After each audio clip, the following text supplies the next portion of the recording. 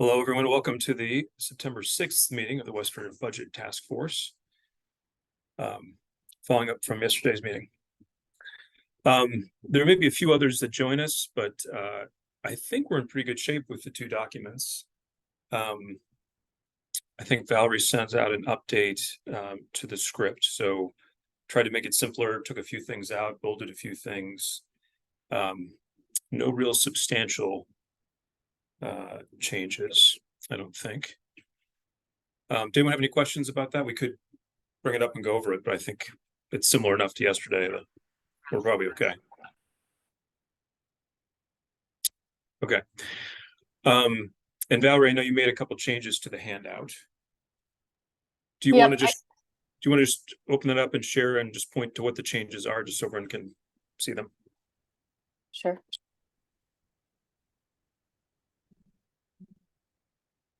Thanks, Dan. Okay. Everyone's seeing that? There's the little preview it shows me. Okay. Well, I hope that's readable somewhat.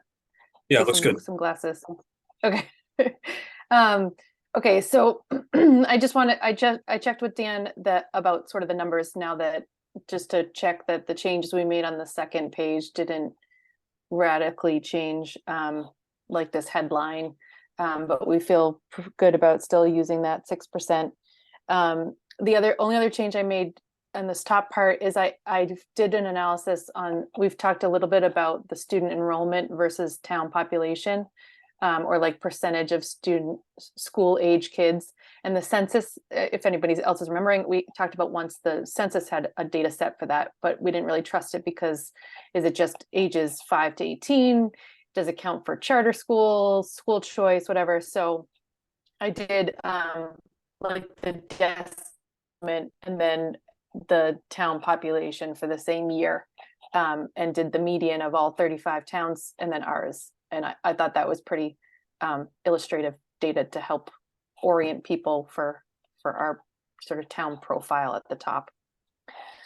The only other change that I made on this first page was, after reading through the script and thinking about how we're trying to orient people to think about like their trade-offs, or like highlighting areas where the benchmarking data has pointed us, I did highlight very lightly because I didn't want to get into like this red versus green or good versus bad, but I did a very light highlighting on the categories that are below median, so that if at the end there's like a discussion to say, like, you know, I think in the script it says like, here are some areas that are above median, you know, what do you feel, how do you feel like about your services there?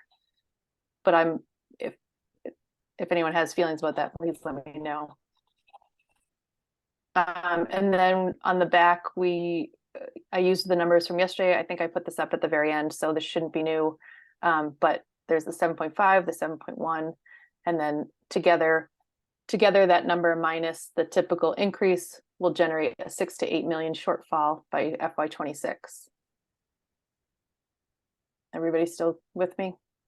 So good. Okay. Yep. People are nodding. Oh, Jenny has a question. Okay. Yeah. Valerie, I see from the school percentage, there's a pupil service 20% higher than above the median.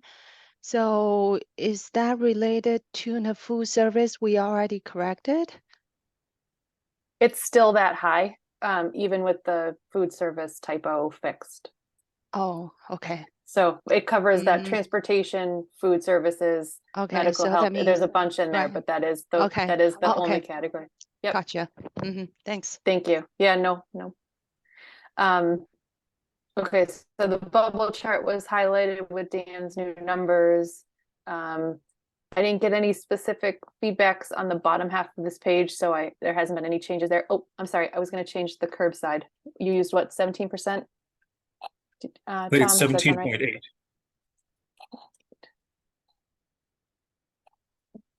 Generate 17 then per resident than many of our neighbors with curbside.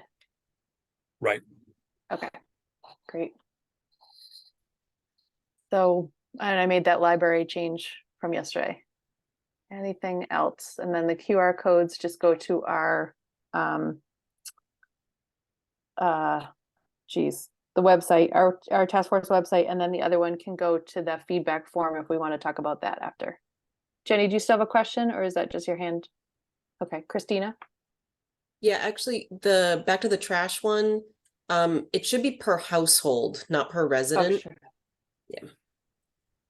Thanks. And it probably should Good read catch. per household, then many of our neighbor. Okay. Okay, got it. Then I think probably just then our neighbors, not many of. Do you see what I mean? Yep, great catches.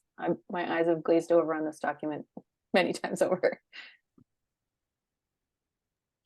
And just so people know that that's actually, you can leave the as our neighbors.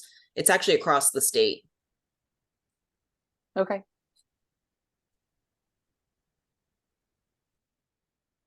Great. I think that helps. It's a good conversation point to bring up. Any other feedback for Valerie? I think this looks really good. So I think silence can be interpreted as approval and gratitude in this case. Actually, sorry, just Yeah. one. Valerie, Yeah, Christina. that the QR code in the bottom right, is that to your new Google form? It wasn't at the time, but I'll do that. Okay, I just wasn't sure which one we were pointing to. Yeah, because when I had originally left that room, I hadn't yet created the new form, but I think it should, unless that's a discussion point, I think it should be to the like sort of reflection exit poll I agree. for the retreat. Yeah, I think so. Okay. All right, I'll do that when I'm not sharing a screen. Great. Okay. That answered one of the questions I had, which is just to make sure the QR code for the feedback form was there. So I think we're in good shape. Does anyone have any questions about tomorrow night? I think what we'll do is all the facilitators will sort of huddle up for a few minutes, either just before we walk into the first session, or if there's an opportunity to do that earlier, we might try to call everyone together. And Kristen, you're going to be able to make sure that we get both the handout and the scripts printed in sufficient numbers? Yep, we have Pam in my office on notice for any of your printing needs. Okay. Christina? I did have one quick little question. I was sort of thinking that we may want to have a version of Valerie's of the Google form in a paper copy, just in case people aren't comfortable doing it on their phone. They want to do it right away. They just want to fill it out by hand.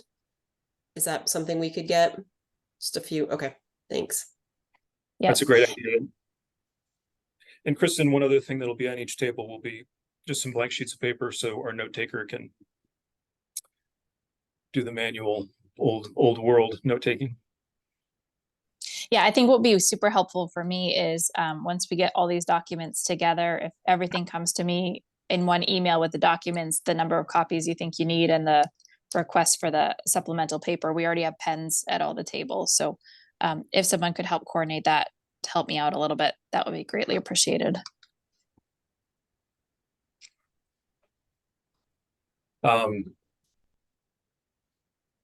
Yeah, so I think probably one script per table plus some extras. And then how many handouts do people think per table?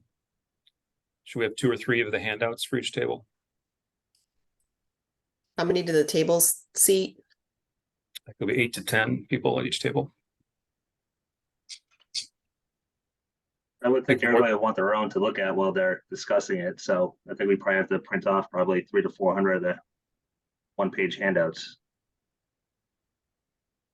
I think it'd be nice to be able to take it home too, Yeah. for all the participants. Okay, and it'll be in the budget task force. A digital copy will be in the budget task force web folder, web page. We can do that too. So I think we're up to 230 registrants. So we'll do 250, knowing that some people will be family members, perhaps sitting at the same table, so they might not need that. But we'll do 250 right now, unless I get some dramatic changes. And if we have extras, we could like have them at the library in different places afterwards, right? Yeah. We talked a little bit, Kristen and I talked a little bit about the sort of the format of how this will run. So I think you guys will be leaders in helping other people who are facilitators that haven't been in these meetings, sort of help them get set up, help them be comfortable. A few of us will be will roam, will be floaters. And so if you run into a question, or more likely if someone you're coaching who hasn't been at these meetings has a question that they're asked that they can't answer, if people just raise their hand, someone who's a floater will make their way around on some, on some basis, and can help fill in. So I don't think we've decided yet who the floaters will be, but it might be, me and Valerie and Kristen and Dan maybe, or maybe we don't need all four of us, but something like that. So if you run into something that's a question that is important or is holding up progress at your table, or you see someone else in that spot, just raise your hand and someone can walk around and help them out. Okay, any other questions about tomorrow night? I think we're in pretty good shape. Okay, I jumped around here a little bit. We did call to order. If folks had a chance to look at the minutes, thank you, Jeremy, as always, for the minutes. Have people had a chance to look at them, or should we tackle those next time?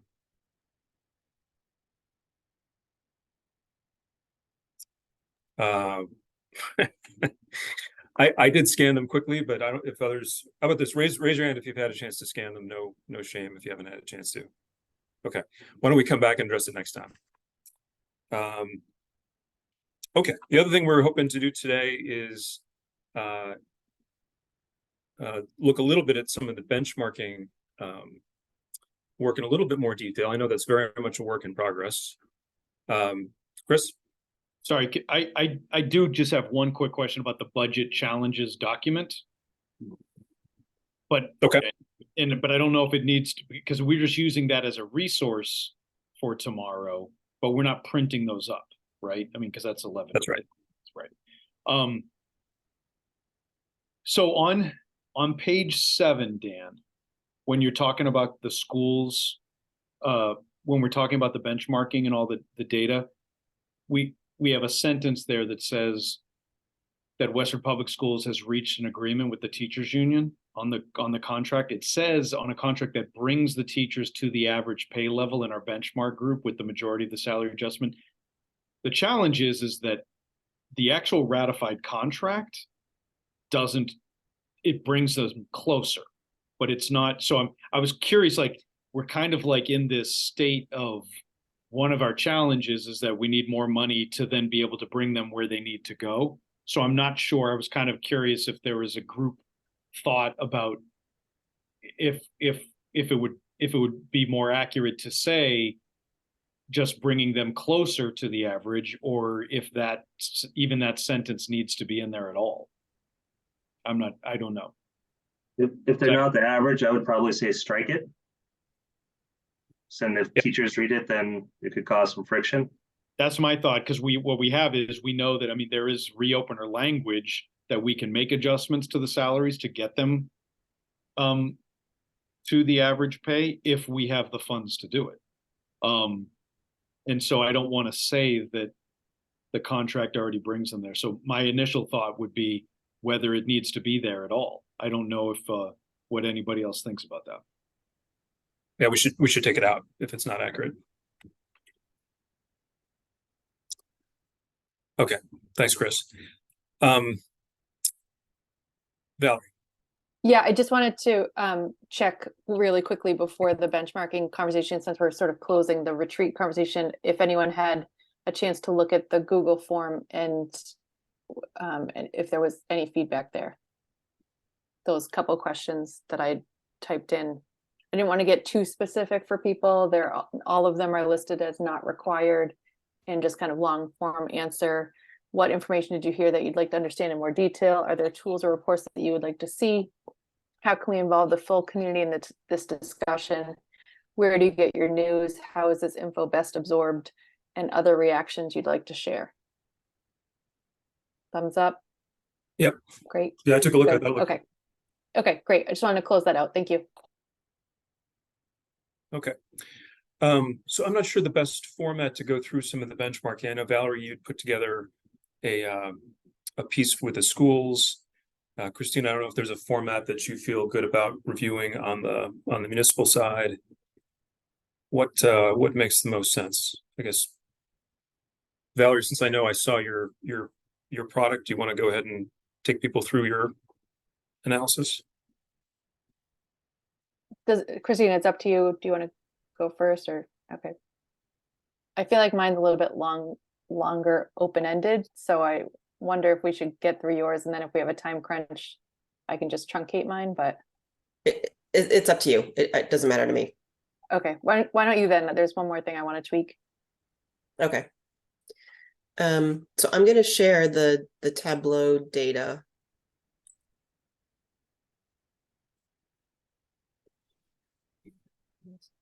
Oh, looks like it's disabled for me. No, I have a screen share button. Should be all set now. Okay, try that again. It's this one. Okay. So I think this is the right one now. Do you guys, can you see my cursor? Does that say library for you if you're even seeing my cursor? Yes, it does. Yes. Okay. Okay. So just as a recap, we got all this data by me pouring through the FY24 budgets of each of these sort of townside benchmark communities and pulling out major departments / functions. So it certainly isn't the entire budgets. It's definitely close to the 60-70% mark for budgets in terms of dollars. But it was really just so we could do an apples to apples comparison, because the Department of Revenue data, it looked like it would have been great for comparing, was not so great as soon as you sort of peeled back a layer and realized it depended on how each town organized their departments. They could be wildly different. So just to recap that. The other thing is a lot of what I'm going to say, I actually have put into the Budget Task Force draft report. It starts at about page 43. So this is sort of written down. It's not, it's very, very draft mode, but a lot of this information is there. So if we look at our library, the per capita cost of our library, we are, here-ish, so little more than over the median, just a little bit higher. Our per capita cost is about, let's see, I did.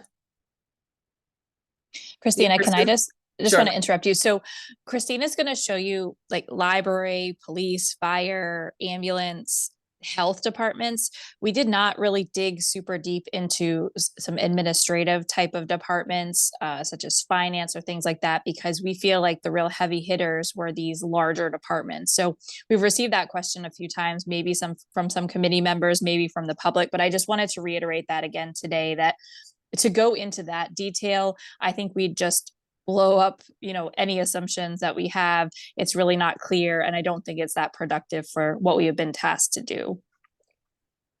Thanks, Kristen. So if you look at our library, again, here's the per capita cost at, $74. And again, kind of need to take this with a little bit of a grain of salt, a little bit of margin of error, because for one thing, our library includes all the building expenses. Some of these other libraries do not. Some do, some don't. So there's where it kind of gets a little, again, margin of error. We did a comparison on the number of FTEs per 1,000 residents. And, we're a little on the higher side there. And then if you look at just the number of FTEs in general, here we are here as compared to the other ones. When you take the average per capita cost, Westford is 7.4% higher than the average. But as Amy's data shows, which isn't on this sheet, we're actually on the lower end of the number of hours that our library is open. Amy, I don't know if you have anything else to add, because you did the interview with Ellen Rainville. Sure, I guess we fall into sort of different categories, and what they have to uphold is based on population. So we're very similar to some of the surrounding communities. Some of the things that are really different is our culture, and that's, you know, the culture of the library is very much towards young people, whereas you might see Concord as more scholarly and quiet and studying. The programs are mostly covered by, you know, the Friends of the Library. And then a lot of the staffing issues are due to safety. The architecture of the building and things like that usually require a few more staff. The only two things that came up that were a little different, or not different, but the discussion of not charging late fees. That's something that they don't do.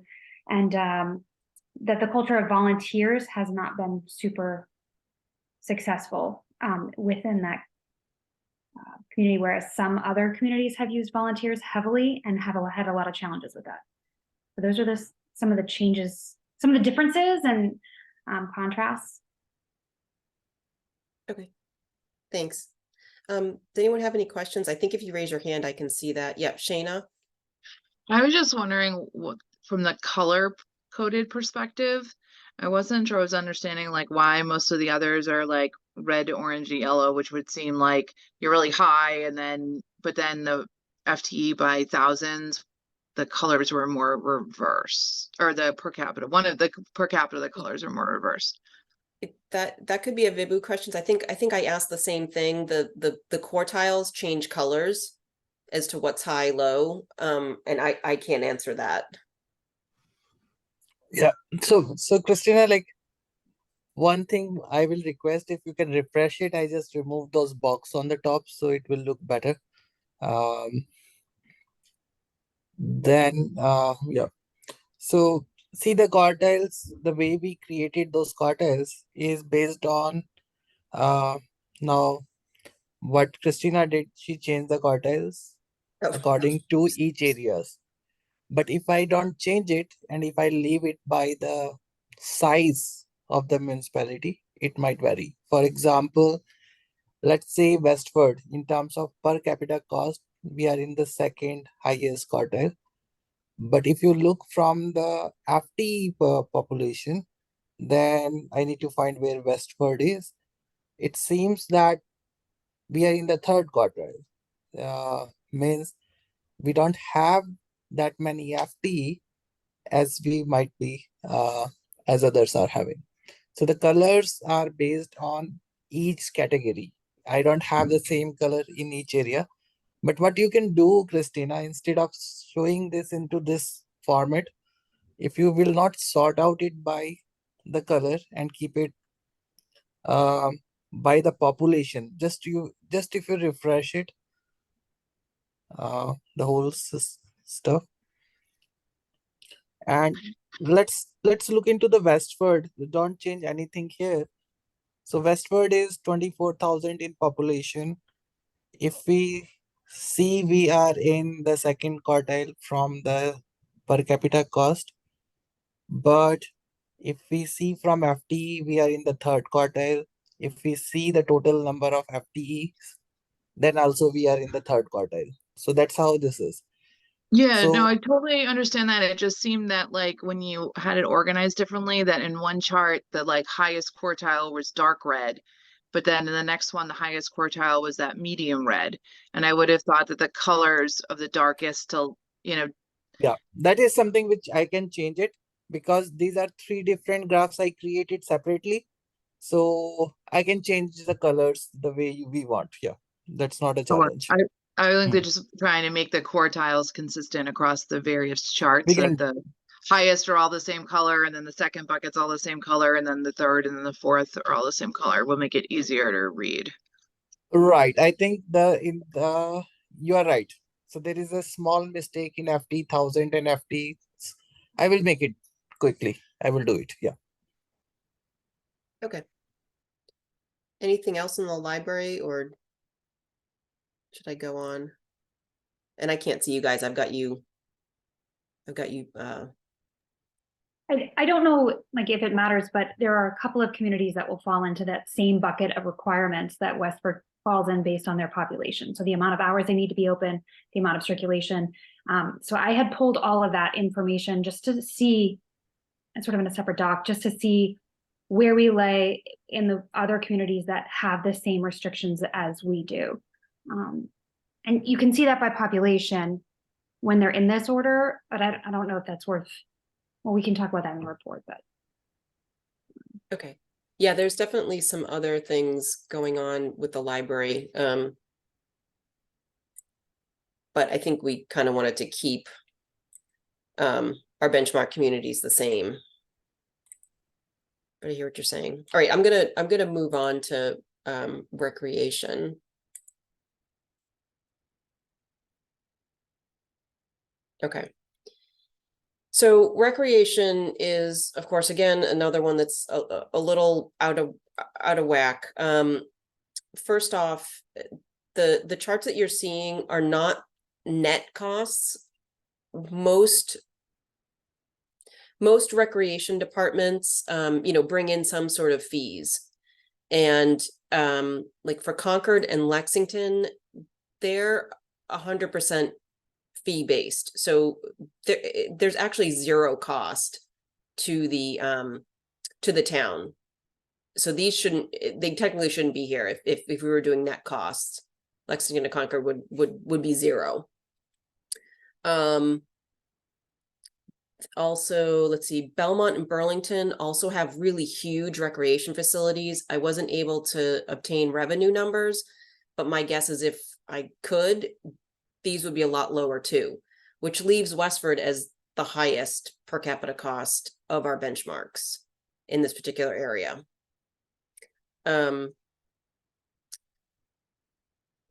What else? Oh, fun fact, several communities, Tewksbury, Reading, and Chelmsford, actually no longer have rec departments. They did away with them some years ago, some more recently. The other thing about Westford's rec department is it was very unique in that it seemed to be the only one offering after school care. In, I think, every other community that I looked at, the school department was offering this program. I don't know that helps us or whatever, just sort of an interesting data point. Christina, do they run, and maybe this is a Dr. Chu question too, is the rec responsible for the morning care also? Or is that by the school? I think it was all by the school. Every rec department that I spoke to and that I looked at really just did more, sort of the fun art classes and, maybe a sports program, but not really anything sort of childcare related. What is ours? Do we know? Ours is the before the schools do run the before school program. Okay. Program. That's part of our budget, but the after school program is the rec. Really the rec department. Yep. They use the school buildings, but it's in their budget. It's not part of us. Do they pay a cost to the school to use the space? No. Okay. One other interesting tidbit is that only Concord and Lexington were those are the only two other communities that ran their rec department as an enterprise fund. Everybody else, it was a regular town department, and they used revolving funds to pay for any other part-time employees. And for the most part, the general fund budget paid for, anywhere from 1 to max 3 employees, and everything else was paid for out of the revolving fund. So I think that's kind of why our numbers are a little bit higher. Because we have to make up, because of the way the enterprise fund works, we kind of have to make up that money. And then I think we're also pretty high on the FTEs. Because we seem to have we have several, I believe it was from the after school care programs had, you know, a site director and other people that were full-time. So just something to think about. Anyone have any questions on that? No, but I was thinking that this may be an area we should look at a little closer. I know, Christina, you had some questions about it. Maybe you and I can work together to figure out, you know, because it's interesting to me. So that was one of the comments that came from the feedback forums, had a comment about the rec programs. And so I mean, I use after school daycare myself, obviously. And so I know that their after school prices are pretty much in line with the other programs for the most part. But I was also thinking that they were running the morning program, which we just confirmed they're not. And then they're also not paying for the space utilization, right? Which Dr. Chu just said. And so they're charging the same prices and probably have less overhead if they're not paying for the space that they're occupying. So maybe that's something we want to look into a little bit more from an efficiency perspective, like what's going on there. And Yeah. is there areas, you know, to me, I think it's not illogical to have a rec department that's, you know, self-funding, right? Based on fees and things like that, especially, or majority anyway. So maybe you and I can work on that one Sure. together from an efficiency perspective. And there may need to be a policy discussion with the select board. When I was talking to Michelle, who's the head of the rec department, I asked her if she had any sort of guidance on setting the prices of whether it's after school care or any of the programming to try to make it budget neutral or not. And you know, she said no, it was, she would go to the rec commission and they would sort of say, well, what is everybody else charging? And they would sort of do that, but there didn't seem to be an analysis being done to say, well, are we covering our costs? She's going to try to do that this winter, I think. And I sort of urged her to do that as part of the FY25 budget cycle, because I know I will probably be asking that in a finance committee hearing. So I'm going to move on to the health department.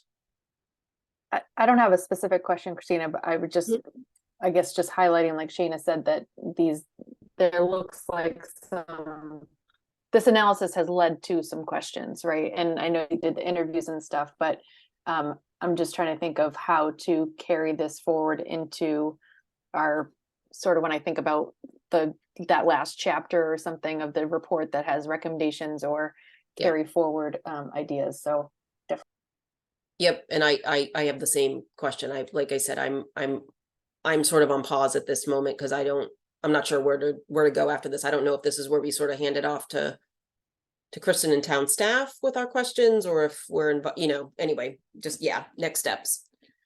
Okay, so health department. If you look, let's see, Westford is kind of here. So we're, however you want to call this one, you know,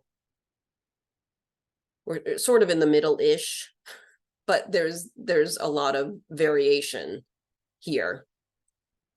The FTE per 1,000, you know, not too far off. I think the number of FTE is pretty high, again, comparatively.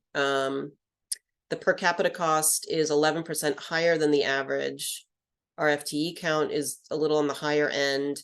One thing that I noticed going through these is most other communities have a pretty strict division between public health services versus like kind of more social services. So public health being, you know, flu clinics, septic systems, whatever else, that kind of environmental sort of stuff, versus wellness coordinator, social work, that kind of outreach. A lot of other towns had all of their sort of social workers in the same department. Ours are spread a little bit. We've got a social worker as part of the senior center, that we've got our wellness coordinator, which reports to the town manager, and then we have that regional position, which is in the health department. And it definitely, when I talked to all, or at least two of those department heads, you know, they try to be as efficient as possible, and those three people do try to talk often. But it definitely seems like there could be some issues or potential for efficiency if they were a little more together under one department, but that's probably something else that, you know, needs a little more follow-up.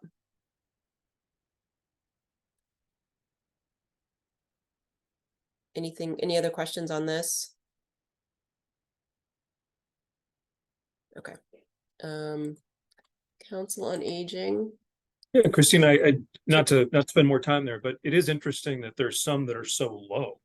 Yeah, It makes you wonder what kind of services they're offering if they've got a quarter of the spending that we do. yeah, very little. Yep. Well, it's for Shrewsbury specifically, there's one person in the health department because they contract out the rest of the health services. Some of these other communities might contract out nursing services to be regional. So health is kind of its own beast. It could be an elected board of health, an appointed board of health. They could contract out some services, not all services. Westford has the entire range of health services possible, and we manage a grant for regionalization as well. So we have all the layers for health, is my understanding. Yeah, it definitely seemed like we covered a lot of stuff. I'll also point out Acton is pretty low. I went back to the health. Acton's pretty low, and it seems like a lot of theirs, they have their transportation services for you know, whether it's senior citizens or disabled individuals, is an enterprise fund, and it's pretty well paid for. They supplement it by about $100,000, but I think their budget's like in the $400,000 or $500,000 range. I had a tough time figuring out what our actual cost was for our transportation services, because it seemed to be several grants and things were in different buckets, and it was, you know, that was another area where, you know, we could possibly look at just to see what our actual cost of the general fund is for something like that. And Acton also has a nursing, I don't think that's an enterprise fund, but they have this huge like nursing program that I don't believe they supplement very much. So it seems like a lot of their nursing services are kind of paid for and don't cost their general fund very much at all.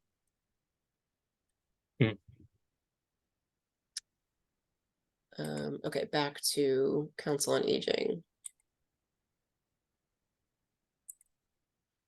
So Council on Aging, we are, did I miss us? Here we are. Okay, so we're kind of at the top. We're in the second quartile for our per capita spending. Our FTEs per 1,000 people, you know, we're actually, you know, sort of on the lower side, but again, not much of a range here, except Concord, way out there.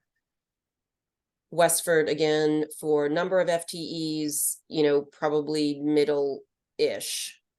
Some of my notes for this, Council on Aging.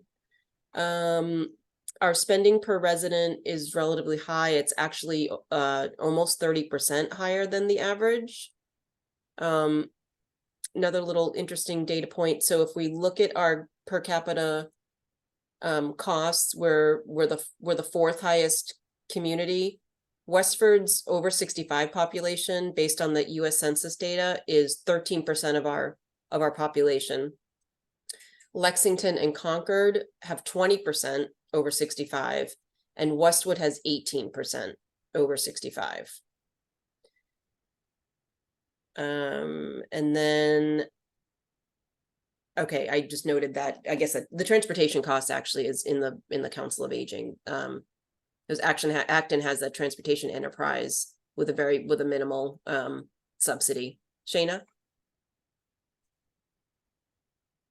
When we report this in, can we have a breakdown or graphical or chart of what the percentage is of population?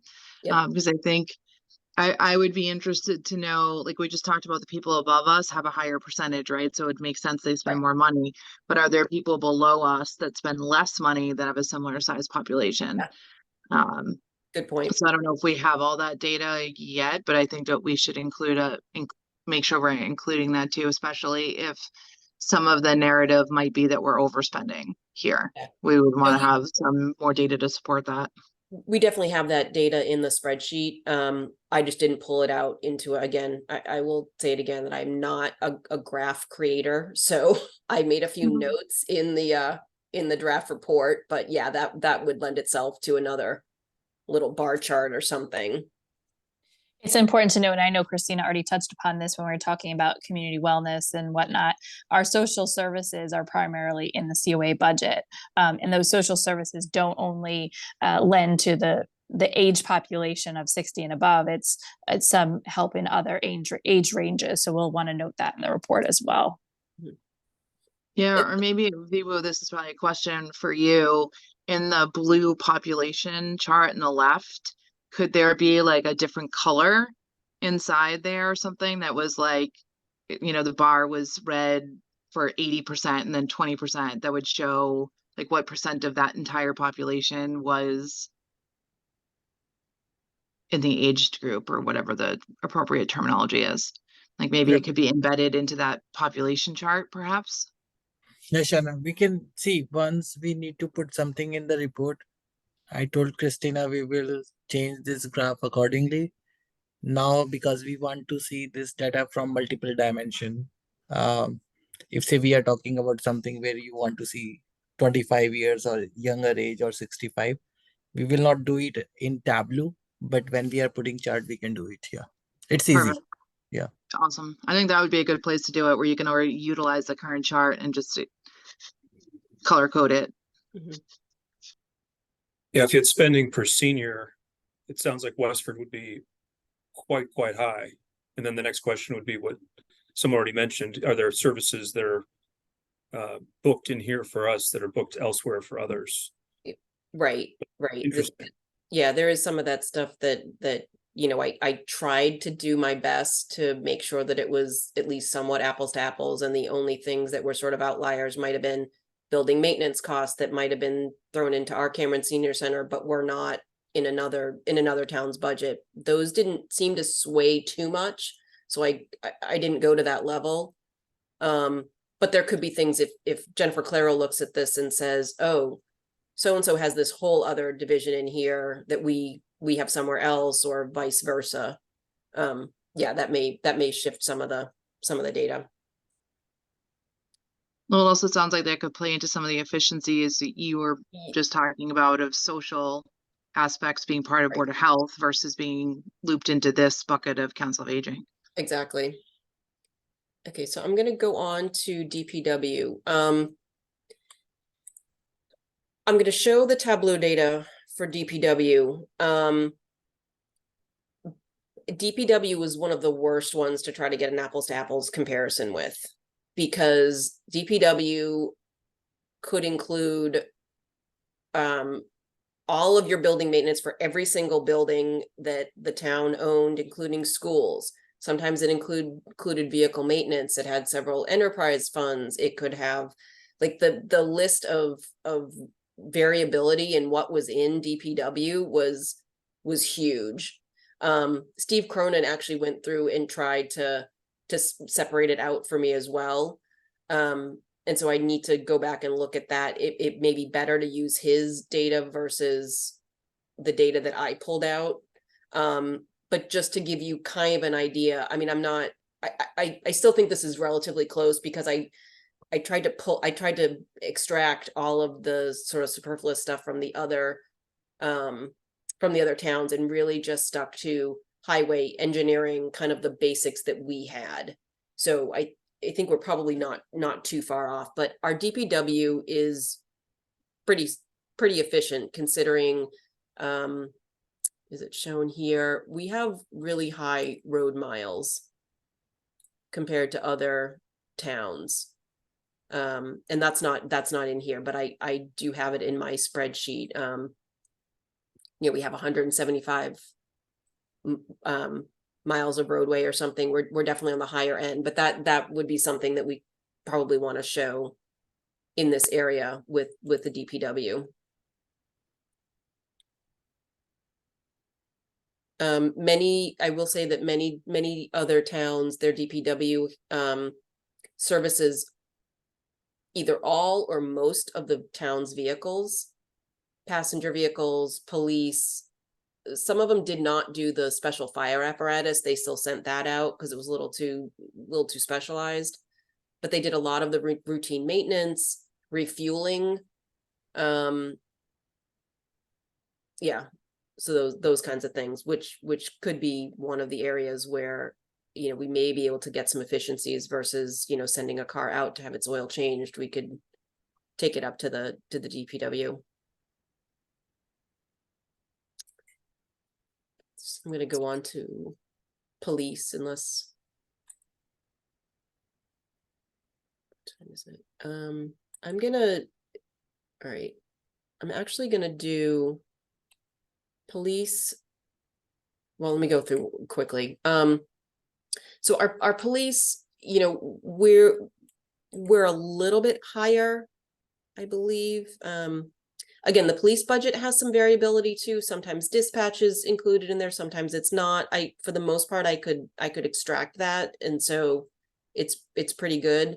Building costs, vehicle purchases, were sometimes they are included in our budget. They may not have been included in other budgets. Again, I don't think it swayed the numbers dramatically.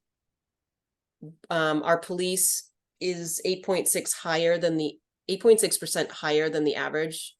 But at a minimum, both Franklin and Westboro, if you notice, they're down here, said in their FY24 budgets that they knew that they were low and they were going to be adding more, I believe, police officers and fire personnel.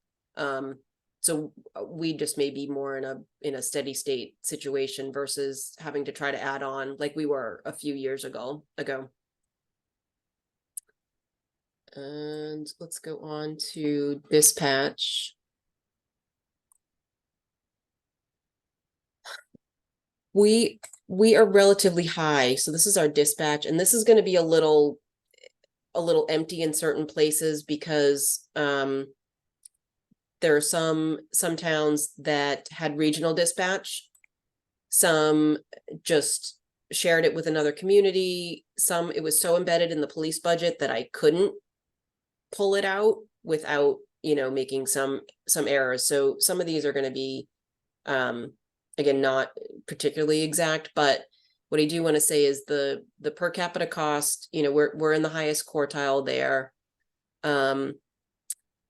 We also for the FTEs per 1,000 residents, and then for a number of dispatchers, we're tied for number one.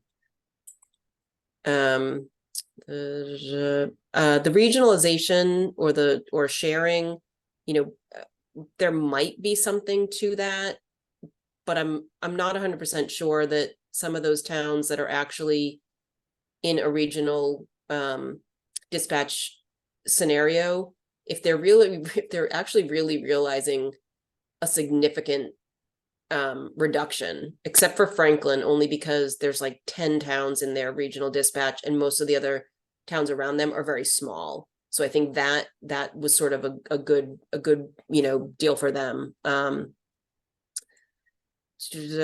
of the other things was of the 5 other communities that Kristen and I spoke to, most of them only have two dispatchers on per shift. We have 3 during the day shifts and 2 overnights. And when I was talking to to Tim, who's the department head, Westford's 911 calls like almost doubled in FY20. And initially he said that was because that was when 911 calls from cell phones started to increase, and Westford was one of the only dispatch centers in the area accepting calls, but the number never went down.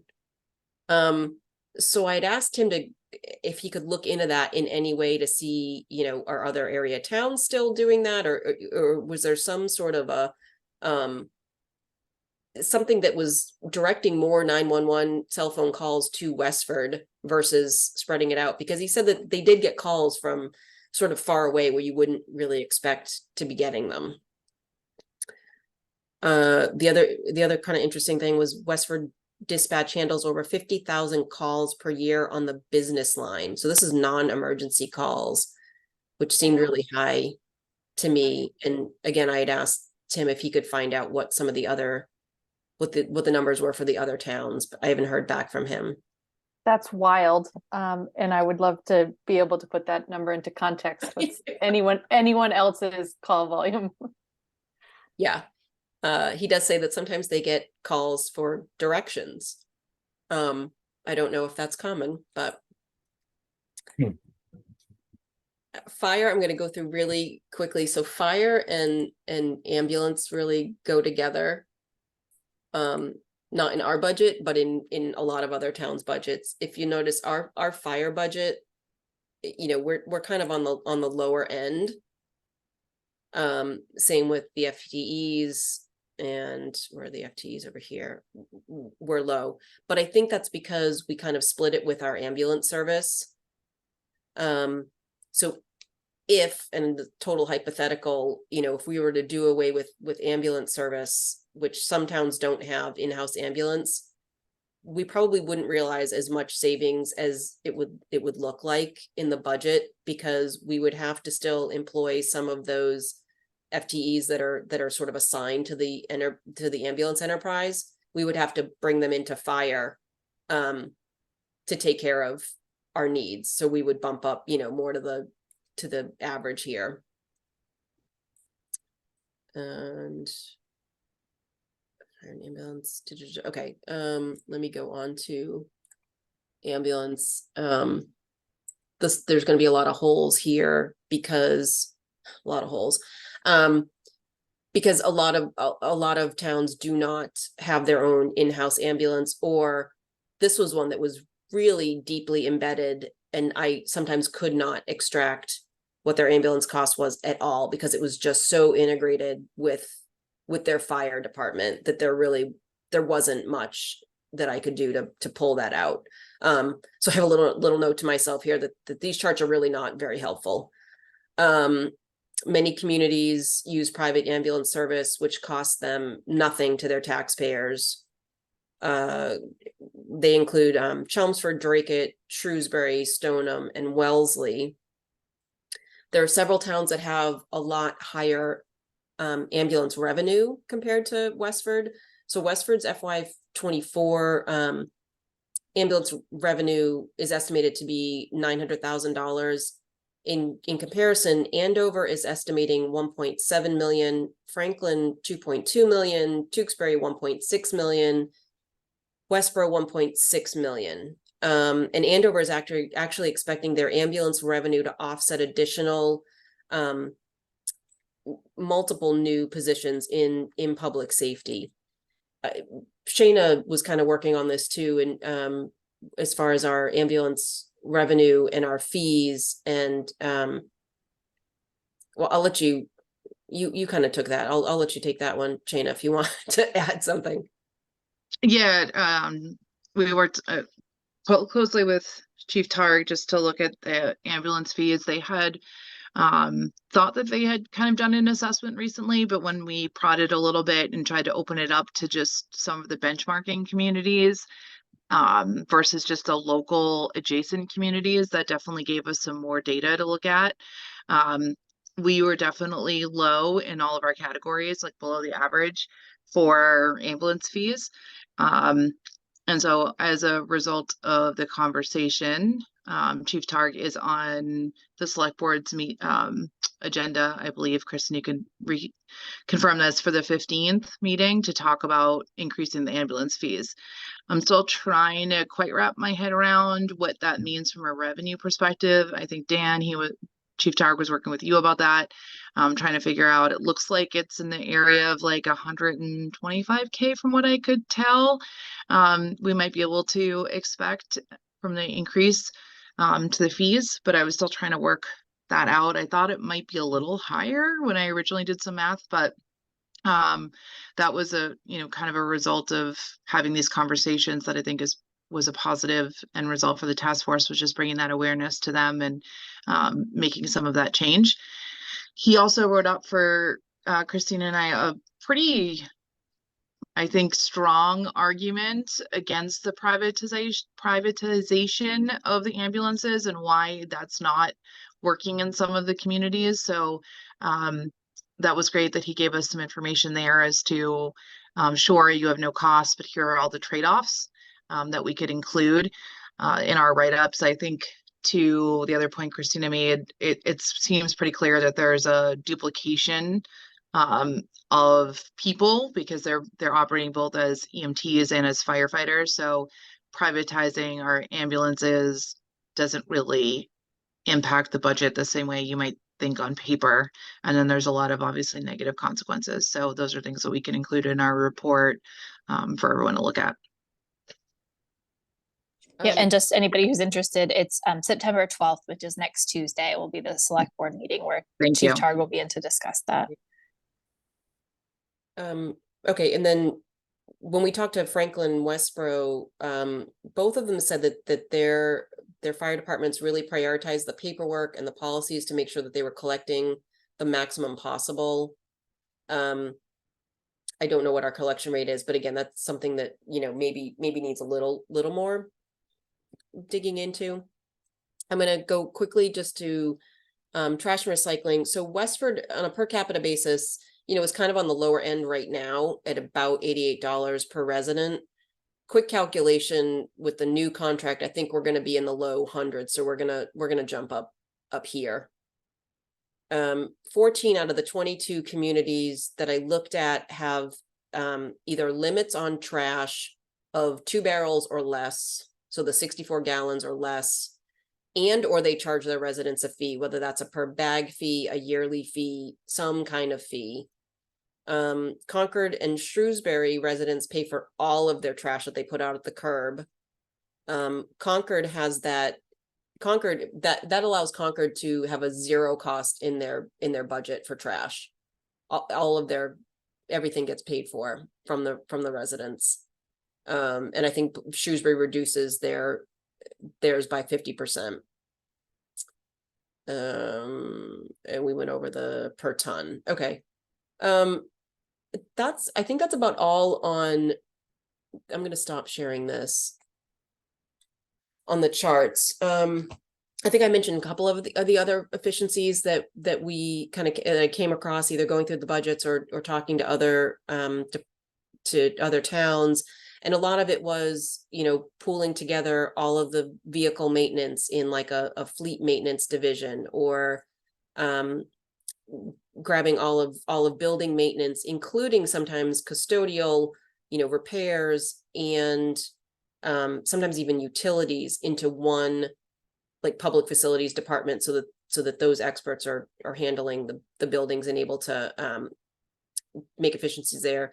Same with ground maintenance. That was, I think ours is a little spread out between DPW and schools potentially, and other towns, which included snow plowing. Their DPWs handled all of that.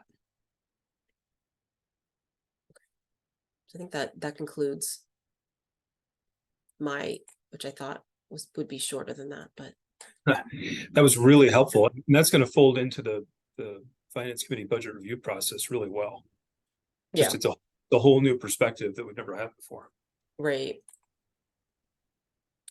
Does anyone have any questions for Christina before we jump into school data? Yeah, I was just it looked like on the various charts, the colors aren't consistent, Vibu. So if we can just try before we publish the final to that in all the charts, all across the different areas, that the brackets are all the same color, so that when people are looking at them, they don't have to keep adjusting the potential color differences. That would be great. Yeah, From a Shanna, we consistency. cannot. I was just looking into it because in Tableau we cannot do it, and that's the reason what I will do with Christina when we are putting this dashboards into the report.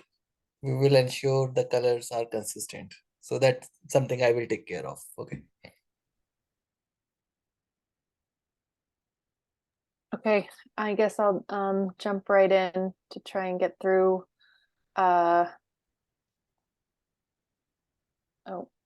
do you guys see this Yep, slide? looks good. Okay. Okay, great. So I feel like, you know, a lot of the takeaway part is already captured in the handout. But what I really want to sort of, I think the context for the school data is so helpful. So like understanding who are we comparing ourselves to, how our school configuration, like we have 9 buildings, right? Like 6 elementary, 2 middle, 1 high school, and how many other buildings in our comparable districts there are. And for someone watching later, or just to make sure everyone's on the same page, the DART districts are decided by the Department of Education. So they look at, I'll actually move on.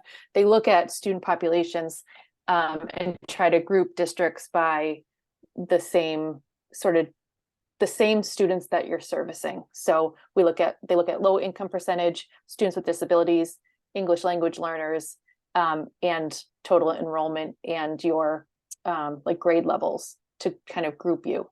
And in this chart, the underlined districts are our current DART districts.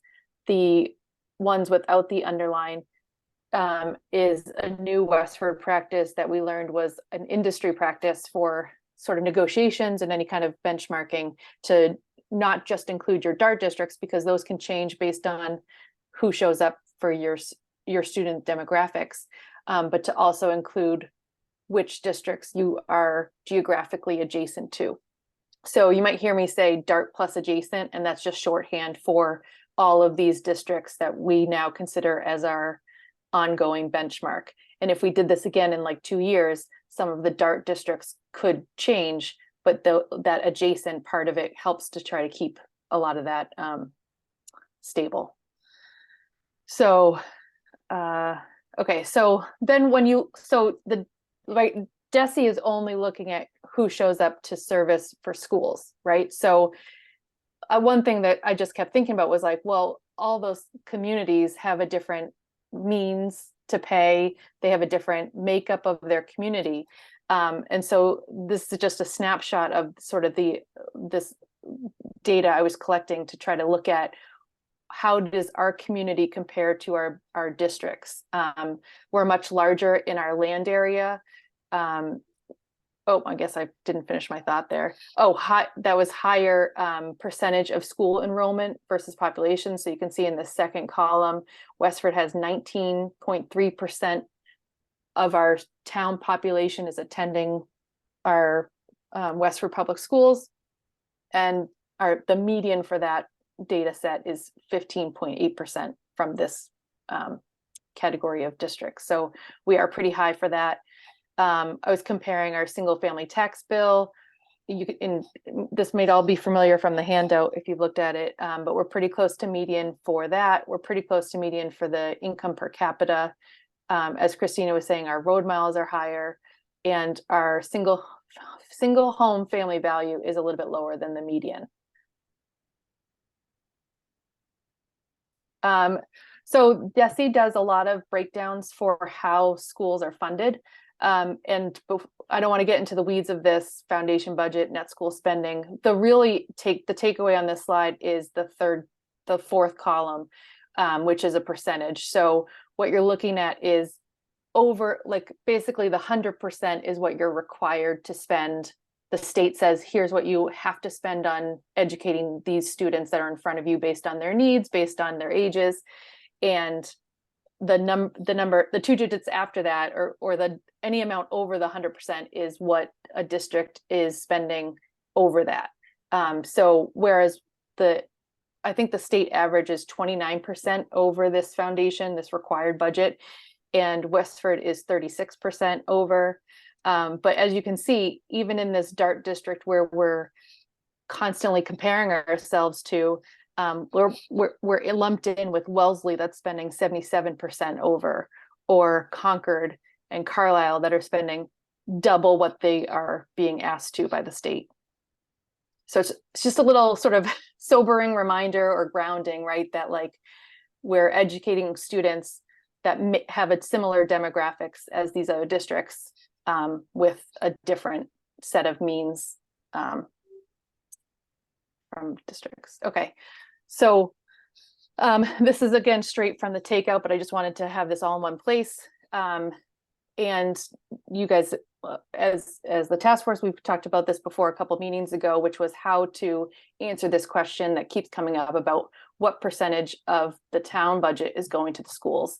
And I'm not going to spend too long on this because we did talk about it, but for someone watching later, we thought about this and had that good discussion that the best way to really capture that, because there are those shared expenses that you can't just look at the education line item that's approved at town meeting or in that sort of general town budget breakdown, which shows, I think, like 52%. It doesn't have the debt service, employee benefits, retirement benefits captured in that.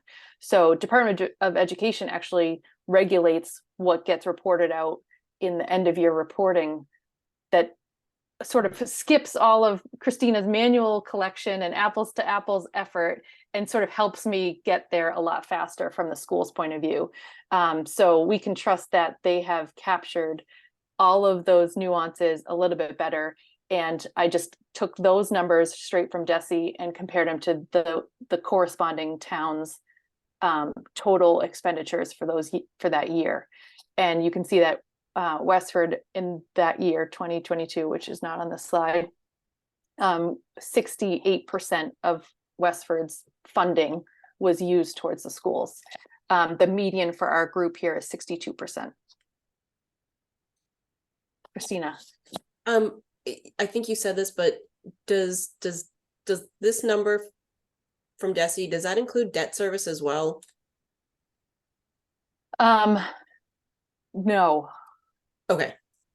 No, I'm slide showing. I have a slideshow screen, so I can't pull up my other thing. But it does, we can at least trust that this is apples to apples and includes benefits, but it doesn't include debt service and it doesn't include grants. So what it's looking at, yeah, go ahead. But nobody's is including debt service, so at Correct. least it's consistent there. Okay. Yes, sorry, that's a better way to say it. Thank you. And this was, I don't want to spend too long, but this is was my own curiosity, was how have these districts coped with the limits of Prop 2.5 over the last 15 years? I was kind of surprised to see a very sporadic capture here of who has done overrides in the last 15 years. But you can see that there are districts and municipalities that are making that commitment, or making that choice, I guess. This is that was a good one, Val, I think, because I think there might be some misnomer that there are some communities doing them like all the time. And there's a few that are higher than others in general, but for the most part, it seems like folks are working within the means of what's in the town. Right. I was actually surprised to see this. I thought really surprised. I thought we had the impression that Acton did an override every few years. This is saying none, right? It's Arlington. Arlington does an override every few years. Okay. Yep. And these are also the successful ones. So I don't think I captured if they failed. So if Acton had one and it failed, then it wouldn't be captured here. But okay, so then just to focus on the school spending, the best data set for that really is the per pupil expenditures. And it normalizes for enrollment, but even with the same level of enrollment, if you have a school with 700 kids or two schools with 350 kids each, you're going to have differences in utilities, you're going to have differences in leadership costs, you're going to have differences in, I think I saw in one category show up was like libraries, right? So there are things that just don't, scale up, I guess, when you're thinking about that. And then as you've seen in the past couple slides, even if you're looking at per pupil expenditures, you're just kind of seeing what buckets they're choosing to put their money in, but they're all coming with a different toolbox based on their means and their wealth and ability to pay, or their state aid too. And and despite all of this, that like I feel this is the best apples to apples that we can get, there are still some differences and nuances that will persist. For instance, Westford funds all of our staff and student hardware out of free cash through the capital expenditure process. So that's not captured in any of this because that's one-time use funds out of the operating budget. Regional districts have different grants and different practices for their reserve funds. Districts have their own bus fleets. So there are still differences, still not apples to apples. And then thank you, Christina, to point out which of these analysis include what things. So per pupil expenditures do not include debt service, fixed assets, or community services. And then one thing to think about as we go through this is that the total per pupil expenditure will include all in-district spending and out-of-district spending. And then DESE actually lets you boil that down a little bit more to break down into categories for in-district spending, but you can't really get a number for just out-of-district spending per pupil because that captures a wide variety of students and costs. So some enrollment in the out-of-district category would be low-cost students for like school choice or charter schools, but then we have like high-cost special education placements. So if you took all of that out of district and split it, proportioned it to the number of students that you have out of district, it wouldn't really be an accurate representation. So there's a breakdown for each DESE function code using Vibhu's Tableau data, but really the takeaway and that I put on the handout really is at this level. Westford 2022 spending per pupil spending compared to the median of the DART and adjacent districts, and in each of these categories. So administration, which includes, and I tried to make this like as brief as possible, but basically includes sort of central office. We are 37% below median.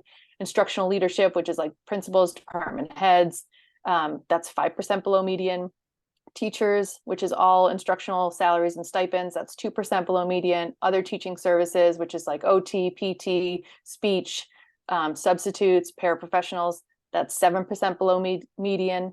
Professional development just varies widely in how the practice is done in each district. Sometimes it's done in-house, sometimes it's done, some districts even have like a director of professional development. We have a system sort of curriculum coordinators and in-house professional development that helps this number stay really low. Instructional materials and equipment and technology, so that's like textbook supplies. Again, this is where you would see the Chromebooks expense come up, and because it's not there, we are 46% below median. I also saw several districts have large line items here for how they replace their textbooks at some frequency. That really hasn't been the practice in Westford. We seem to keep using what we've got, and a lot of things have migrated to digital subscriptions. Guidance, testing, counseling, 11% below median. I'm going to skip for a minute and go down to operations and maintenance. That's all custodial utilities, 5% below median. Benefits and fixed charges, 9% below median. So the area that's above median, pupil services, that's medical and health services, food services, and transportation, and athletics, I think was the other big one there. And that is above median by quite a lot, obviously by quite a lot. And when I broke that down using the Tableau data, it's really coming from the food and the transportation. Yeah, Vibhu? Well, I have one question. Like, when I look into all these numbers, two towns which impact this number significantly is, I think, Concord and Wellesley.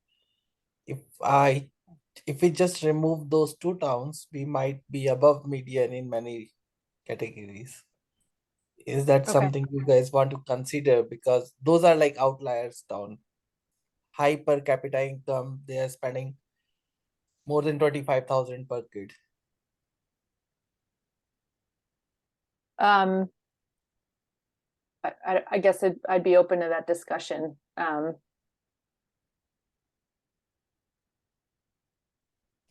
Because It might, just it might be Yeah. interesting to look at just to see what the numbers say. Yeah, I feel like you want to present the data as the data. If you want to then explain that as part of the conversation, that's one thing, but I don't think we should be, we haven't been talking about removing, pieces of outliers there. There was places where Christina was sharing that she just didn't have the data for some things. So I think that makes sense, but I feel like if we then take them out, we're skewing the information, whereas we should just have it be part of the conversation. and I guess I would now to marinate on it for a second, like it's different, I think, when you're talking about recreation where like the same services aren't being offered, right? But all of these districts are educating the same demographic makeup that shows up on our doors on our steps, right? So they're showing a different level of investment and a different level of means, but I think it's still valuable to include. But I appreciate the point. I hadn't thought to do that. So just thank you. In general, the concern with removing is that what about the low liars like Drake it? It just, once you start cherry picking, you're kind of, you've lost your anchor. So it would be interesting to know, but I wouldn't want to publish data that has cherry picked data sets. Yep. Val, were those two outliers, were they DART or were they just adjacent? I can't remember. Wellesley is DART and Wellesley is DART and Concord is adjacent. Okay, so now you're seeing Tableau, right? Okay. So this is just the graphical version of the total per pupil expenditures. We are the third lowest value. And I guess just for time's sake, I'm not going to go through each of them, but they're here with a better description for what's included underneath. And I will scrub this and make this available, I think, on the Budget Task Force website. And obviously it will get included in the report. But there are all the things I just really covered at that higher level. Just show that that's been looked at. Okay. Yeah, Christina. Oh, Stop Valerie, sharing so I can see your face. the category that was 20% higher, you said included like food and transportation. Transportation I can see. I guess I'm a little confused why our food budget would be higher, because isn't that sort of self-sustaining? Like I would think that it would kind of hit zero, like zero would hit on the general fund, or what am I missing? Well, it's not in our general fund. Like when, the school committee vote of appropriation doesn't include that really at all, but it gets reported in the end of year reporting to DESE of what that federal or now state funding that came in for the universal school meals and what our expenses are for that. So Gotcha. that's where it is. I mean, I guess I could dig in a little bit and benchmark our FTEs, but they have been a sort of stable department that runs on their own for quite a while, and they're handling the increased uses from the universal program. So I think it's more, I have a sort of a homework to dig a little bit more into transportation and understand which of these districts own their own fleets. Are there any that are the same vendor as ours? Are there other vendors that just are at a different expense level than ours? For anyone that doesn't know, we use D-Bus, and I think at least the last time we went out to bid, they were the only company that responded to the bid. So we are at the mercy of what's available out there, aside from an effort to buy and administer our own fleet. Any other questions? So Christina, it's consistent for the food service reported on the end of year report. for other comparable district. And you can see the similar number for the food service. So it's not included in our general fund, but it does report it on the end of year report, the same as other districts. Sorry, I guess I could show the live Tableau and walk down to just that level, but I was just trying to be mindful of the time. And That's fine. That's fine. okay.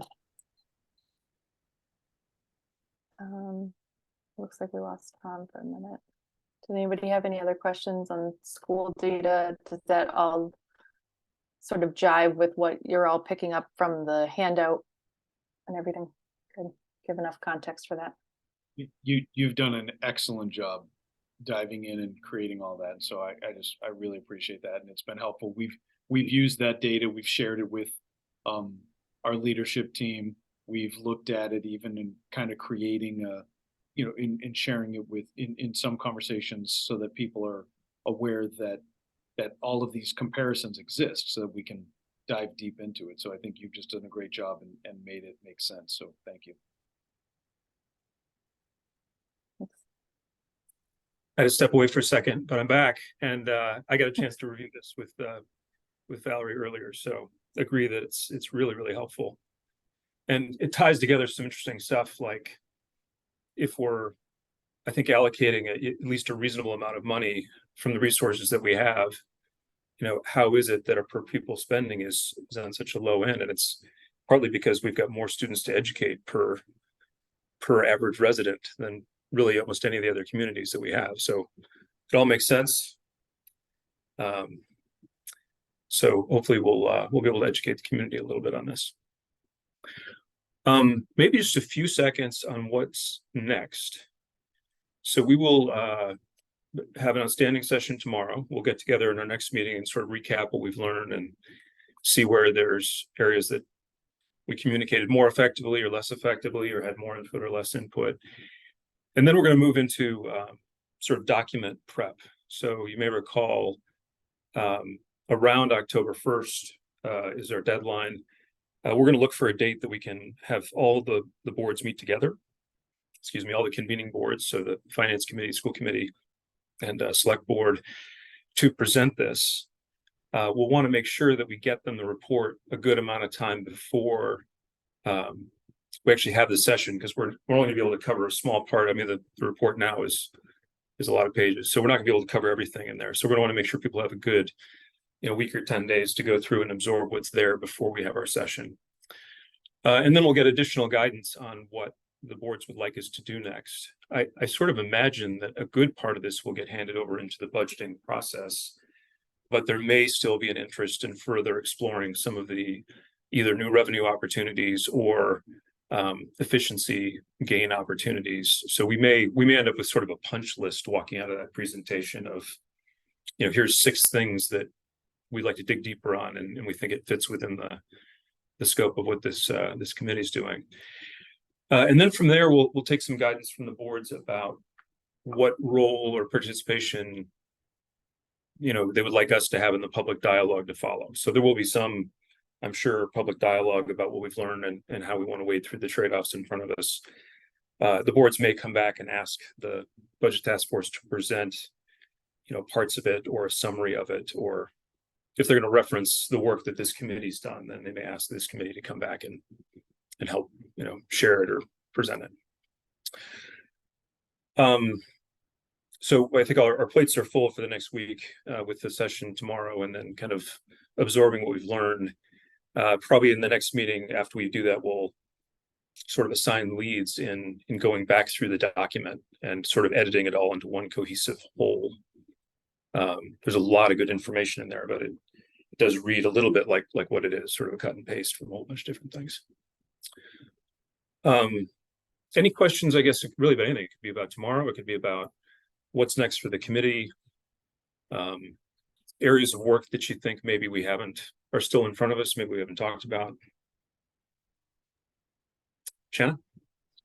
I'm definitely worried about our efficiency section, and that we have just run out of time, to Christina's point. I think that to really explore them, and or to what length we should be doing it.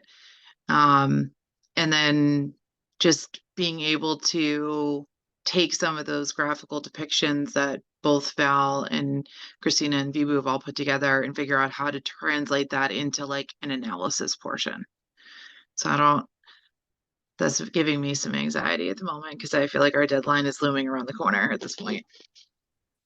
Well, I think what we might do is highlight sort of things that look interesting and promising, but I think we'll have to sit down with the various town and school staff folks and think about, this one looks interesting, but is it really more of an analysis technique to understand what we're seeing? Or this one looks interesting, it really contemplates a totally different service mix. So I think we won't go, we'll have many efficiency items left to further explore when we present. So I think we'll just have to set a good expectation there that we're not done. We've got interesting indicators, but we're certainly not done.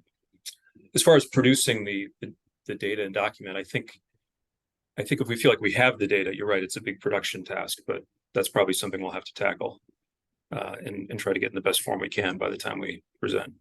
Kristen? So I apologize if this is a duplicate. I missed 2 meetings ago and then most of yesterday's meeting. I do have the laundry list of efficiencies, and I'd love to present that to the task force at one of your near future meetings.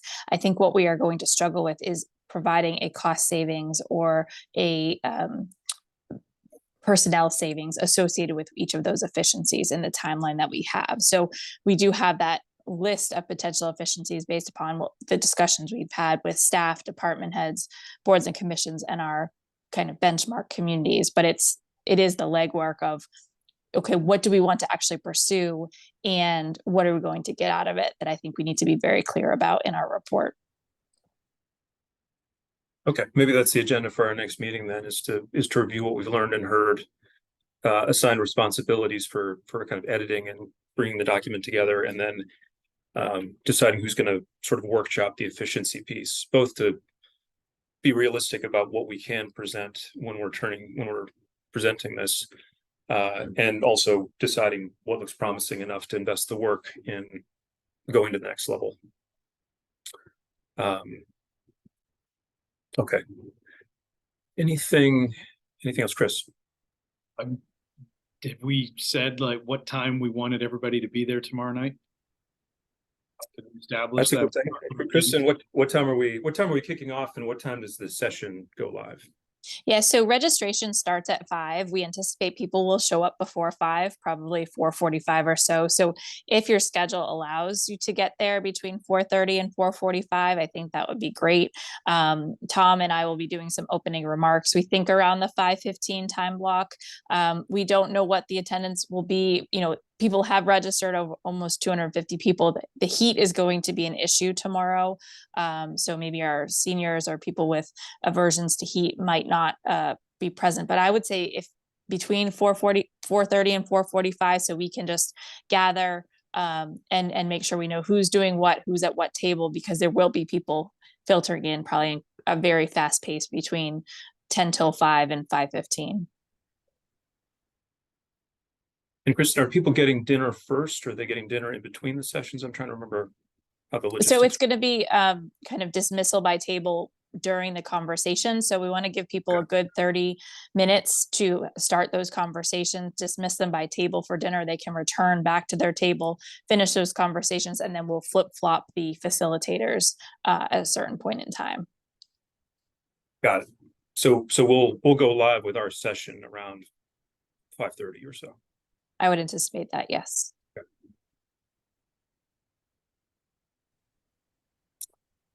Christine?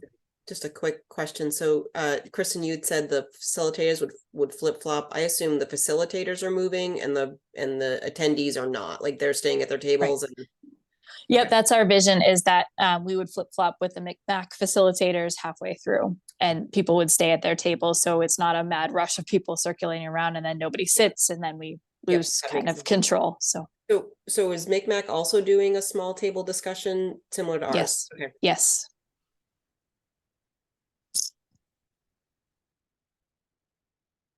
Okay, well, I can't move to closing this meeting without thanking everyone again for all your hard work. Just a huge amount of work. It's a real benefit to the town. I mentioned to Valerie, it's sort of unbelievable that we haven't done this. I mean, it's such a valuable tool to understand where we are. It's sort of shocking that we haven't done this more recently, but it's a big lift, so it makes sense that it's not something that's easy to get to. So thank you for all the work that you've done, and look forward to seeing you all tomorrow night. It sounds like 4:45 or so. Any other questions before we break for now? We have resetting a meeting for next week. Same time. Good question. So are people good with the Wednesday, basically this meeting, same time next week? Okay, good. Why don't we stick with that? Thanks, Amy. Motion to adjourn. Second. Okay, do I second? Okay, all in favor? Aye. Okay, thanks everybody. See you tomorrow night. See you tomorrow. Thank you.